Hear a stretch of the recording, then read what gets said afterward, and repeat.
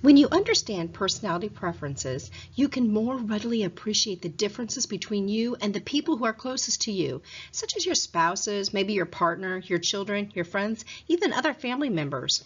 And in most areas of life, when differences between you and someone else are bothersome or frustrating, you can actually avoid them in some kind of way. But what if that person is your best friend? Or maybe that person's a loved one, a family member, or even your spouse. You'd have to do a lot or lose a lot to walk away from it. So knowledge of personality type allows us to see the differences as those, just as being different, not right or wrong, we're just all different. So instead of labeling someone or putting value judgments on their behavior, you can start to see that behavior reflects their personality type or their preference. And it's not really designed to offend you or frustrate you or make you angry. Many couples can learn to appreciate the differences and even can see them through a humorous light. ISTJs are loyal and they're very reliable. They have a strong respect for tradition and they're going to assume that typical gender roles in their relationships are really going to be exactly that. For instance, a male is going to take on the role of provider and the female is needed to stay at home taking care of family. The ISTJs are going to value stability and they're going to appreciate relationships that they can count on over a long term because they will keep their promises no matter what, and they expect others to do the same. They are logical, but they're also stubborn, especially once they've decided on the best course of action. They usually like to get things done their way, and the proper course of action is really going to be very self-evident to them. And they're going to have very little patience with anything that's unconventional. They tend to work very hard to ensure that their families are provided for and that they're living up to their own expectations of what a good partner should be.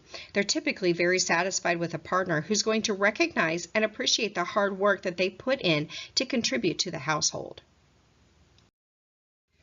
With their partners, we need to remember that their word is good as gold. They are going to honor their commitments faithfully, and they're going to believe that to do otherwise is going to be a breach of honor. It's going to be a lack of trust or trustworthiness.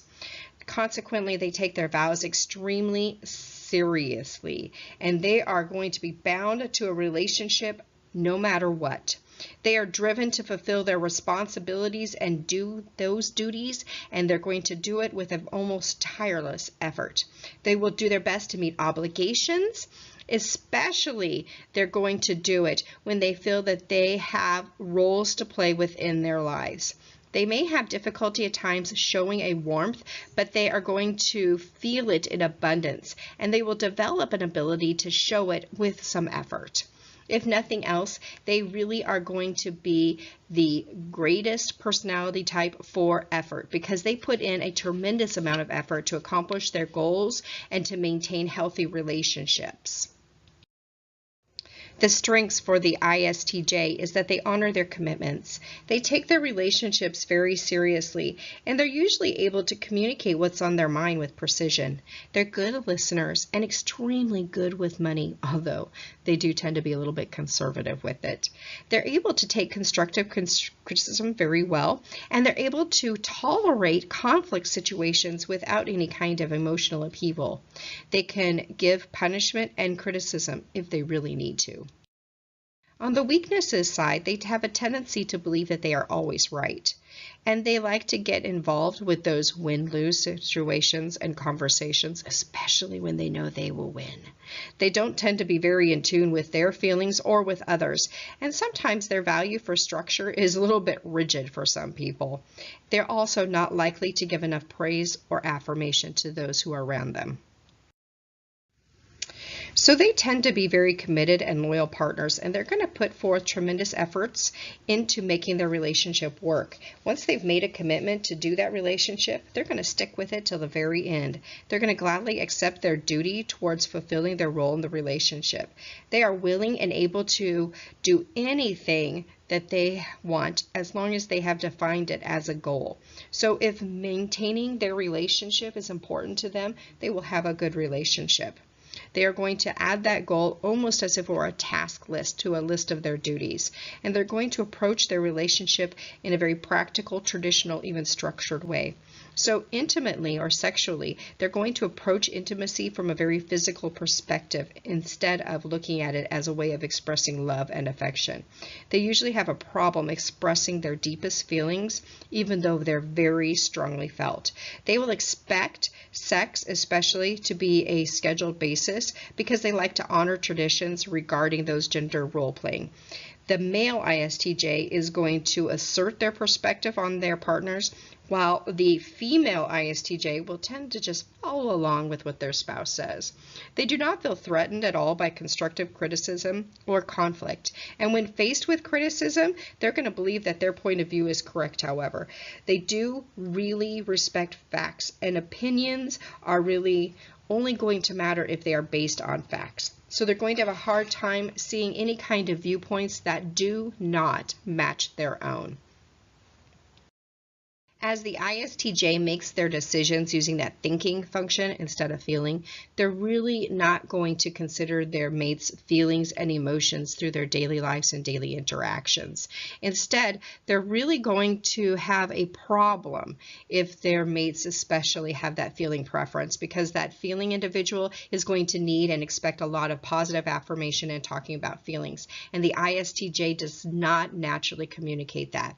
So the ISTJ needs to remember that others may need to hear that they are loved and that they're valued, even if the ISTJ doesn't need to hear it themselves. They're very capable and efficient at most things that they try, and their mates are likely to hold a good amount of respect for them. The daily concerns are likely to be well provided for if it's done by the ISTJ, but other concerns like an emotional need, as we've already pointed out, might be an important issue. It's going to really be a task for the ISTJ to meet those needs, and may need to actually consider it as part of a task or creating a task list of recognizing those needs. For the ISTJ, the Kindred Souls are ESFP, ESTP, ISTP, ISFJ, and ESTJ. So let's look at why we have chosen those kindred souls. So our natural attraction to people who share our dominant function, but who use it in different directions, works very well for us. We not only flip-flop that introverted or extroverted trait, but we're also going to flip-flop the judging and perceiving trait. So in this way, the partner that we choose for ourselves is going to have a very different approach to dealing with the external world. But if we're laid back and indecisive, then generally our partner is going to be structured and decisive. And if we're reserved, our partner is going to be outgoing. For all of our apparent differences, though, we do still have a common vision of what's really important in life, and that creates the foundation between these kindred souls.